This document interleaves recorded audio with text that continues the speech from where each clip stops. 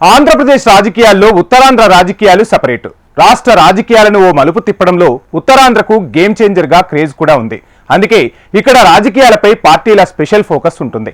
అలాంటి ఉత్తరాంధ్రకు YCP regional incharge గా మాజీ మంత్రికి పగ్గాలు అప్పగించారు. పాత పరిచయాలు, సామాజిక సమీకరణాలు కలిసి వస్తాయని భావించిన హైకమాండ్ ఆయనకు కీ రోల్ అప్పగించింది. ఇంతవరకు బాగానే ఉంది. కానీ ప్రస్తుతం పార్టీ ఉన్న పరిస్థితుల్లో ఇక్కడ పగ్గాలు చేపట్టడం అంత ఈజీ అయిన పనేనా? హైకమాండ్ కోరుకున్నట్టు పార్టీని సెట్ చేయడం సాధ్యమేనా? Let's watch the story.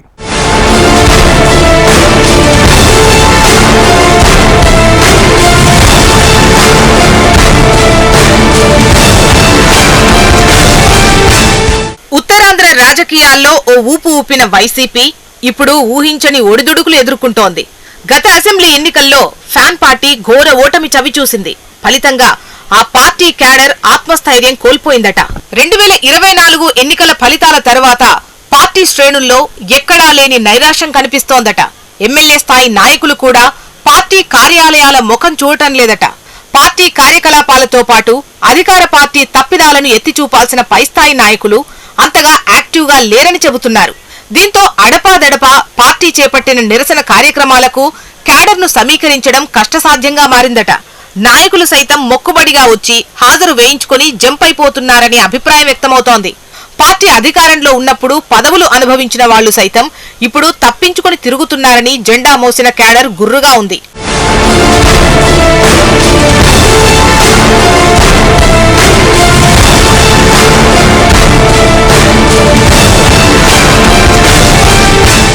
మరోవైపు పార్టీ ముఖ్య నాయకత్వం అధికార కూటమి వైపు చూస్తోందన్న కామెంట్స్ వినిపిస్తున్నాయి.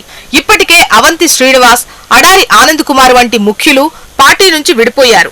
ఇక వైసీపీకి కీలకమైన గ్రేటర్ విశాఖ మున్సిపాలిటీలో కార్పొరేటర్లు సైతం కూటమి వైపు చూస్తున్నారన్న విషయం ఉత్తరాంధ్ర జిల్లాలో హాట్ టాపిక్ గా మారింది.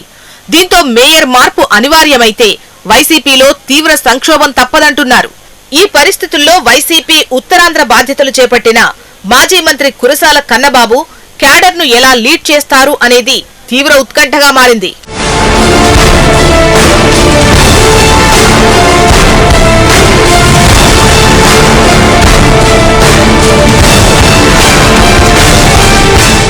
ఎంతో కీలకమైన ఉత్తరాంధ్ర వైసీపీ రీజనల్ కోఆర్డినేటర్ పదవి ఇన్నాళ్లు స్థానికేతరులనే వరించింది.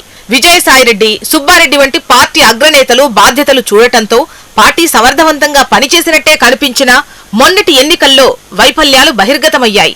నాయకులను సమన్వయపరచడం, స్థానిక వాస్తవ విషయాలను అధిష్టానం దృష్టికి తీసుకెళ్లే క్రమంలో గ్రూపు రాజకీయాలతో గ్యాప్ ఏర్పడింది అనేది చాలా కాలంగా నడుస్తున్న చర్చ.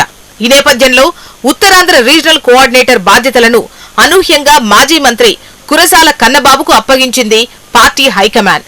ఇది అటు పార్టీ నేతలు కానీ ఇటు క్యాడర్ కానీ ఊహించని పరిణామం. ఉత్తరాంధ్రలో ముఖ్య నాయకత్వం అంతా పెద్ద దిక్కై వ్యవహరిస్తున్న శాసన మండలిలో ప్రతిపక్ష నేత బొత్సకు ఆ బాధ్యతలు అప్పగిస్తే బాగుంటుందని అంతా ఊహించారు. కానీ అధిష్టానం అనూహ్యంగా కన్నబాబుని ఎంపిక చేసింది. గతంలో ఉమ్మడి విశాఖ జిల్లాల ఇన్ఛార్జిగా కన్నబాబు పనిచేయడం, ముఖ్య నేతలతో సమన్వయం వంటివి కీలకంగా పరిగణించి పార్టీ అధిష్టానం ఆ దిశగా కురసాల కన్నబాబుకు ప్రమోషన్ ఇచ్చి ఉత్తరాంధ్రకు పంపించిందంటున్నారు. మొత్తం మీద ఉత్తరాంధ్ర రీజనల్ కోఆర్డినేటర్ గా బాధ్యతలు చేపట్టిన కన్నబాబుకు ప్రస్తుత పరిస్థితులు పెను సవాల్గా మారాయట. పార్టీ నేతలు శ్రేణులను సమన్వయపరచడం క్లిష్టమైన టాస్క్ అంటున్నారు. మరోవైపు అధికార కూటమి పార్టీలు సంస్థాగతంగా బలోపేతంపై ఫోకస్ పెట్టాయి. ఆ దిశగా జనసేన, బీజేపీ, టీడీపీ నియోజకవర్గాల వారీగా ఎమ్మెల్యేలు పటిష్టంగా ఉన్నారు. రాజకీయంగా అంతర్గత వ్యవహారాలు ఉన్నప్పటికీ ఇప్పటికిప్పుడు కూటమిలో ఇబ్బందులు బహిర్గతమయ్యే ఛాన్స్ తక్కువంటున్నారు. అదే సమయంలో వైసీపీ ముఖ్య నాయకత్వం కన్నబాబుకు అంతగా సహకరించడం లేదనే టాక్ ఉంది. ఇప్పటికే పాయకరావుపేట, అనకాపల్లి, విశాఖ తూర్పు వంటి చోట్ల పార్టీ ఇన్ఛార్జీలు కనిపించడం లేదు. భీమిలి వంటి స్థానంలో చిన్న శ్రేణుకు బాధ్యతలు అప్పగించినా ఆయన అయిష్టంగానే స్వీకరించినట్లు తెలుస్తోంది. ఎమ్మెల్యేలు గెలిచిన పాడేరు, అరకు స్థానాల్లో నాయకత్వం మధ్య సహకార లోపం ప్రధాన సమస్యగా కనిపిస్తోంది. ఈ క్రమంలో వైఎస్ జగన్ పార్టీ బలోపేతంపై ఫోకస్ పెట్టారు. ఎవరూ బయటకు వెళ్లకుండా జాగ్రత్తలు తీసుకోవాలంటున్నారు. ఈ నేపథ్యంలో నాయకుల సహకారం లేకుండా కన్నబాబు ఏం చేయగలరు అనేది ఆసక్తికరంగా మారింది. పైగా విజయనగరంలో అందరు నేతలు బొత్సతోనే టచ్ లో ఉంటున్నారు. శ్రీకాకుళంలో అయితే ధర్మాన, తమ్మినేని అసలు పట్టించుకోవడం లేదట. పైగా ఇటీవల రీజనల్ ఇన్ఛార్జ్ హోదాలో కన్నబాబు మీటింగ్ పెట్టి తొలిసారి జిల్లాలో పర్యటించినప్పుడు సీనియర్లు అసలు కలవనే లేదట. దీంతో ఈ విషయాన్ని కన్నబాబు అధిష్టానం దృష్టికి తీసుకెళ్లడం కూడా జరిగిందని అంటున్నారు. దీంతో కన్నబాబు నాయకత్వం అంత ఈజీ కాదనే భావనలో ఉన్నారన్న పొలిటికల్ టాక్ నడుస్తోంది. చూడాలి మరి అన్ని అవరోధాలు దాటుకొని అధినేతను మెప్పిస్తారో లేక ముందుకు సాగలేక పక్కకు తప్పుకుంటారో.